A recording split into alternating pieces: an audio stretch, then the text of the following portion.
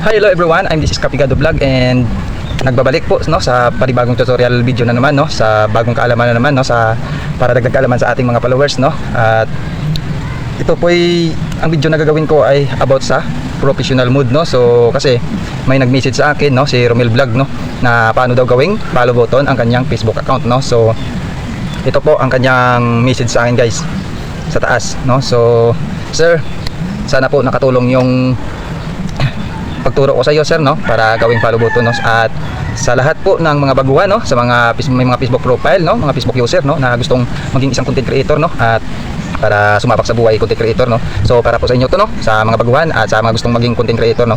So para po sa inyo tong video na to no at napakadali lang po ito guys no. Napakadali lang po itong gawin, basta sundan niyo lang po no.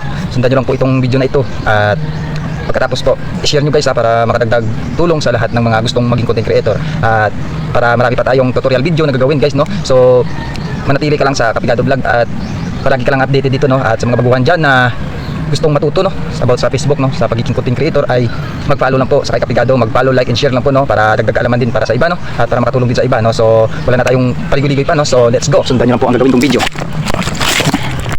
So let's proceed na po tayo no. So punta po tayo sa ating Facebook. Pindutin ang tatlong dash sa gilid. Pindutin ang profile, yung pangalan. Tatlong dash din ulit sa gilid. Pagkatapos ay hanapin dito ang turn on professional mode. Pagkatapos ito ang lalabas guys no. So turn on lang po at saka pindutin ang next. Tsaka next. Next lang. Pag nakalagay sa public, next lang. Confirm.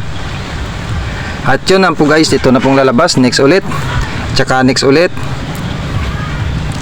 Next lang ulit guys no. So yan na po guys no. Go to dashboard na po tayo guys. Yan na po. Professional mode na po tayo guys no. So ito na po yung tinatawag ng mga challenge no. Sa mga monetized tools no. So punta tayo ulit guys sa gilid guys. Sa tatlong dash. Pinutin ulit ang pangalan guys no. So tatlong dash ulit sa gilid. View as. Punta tayo sa view as guys.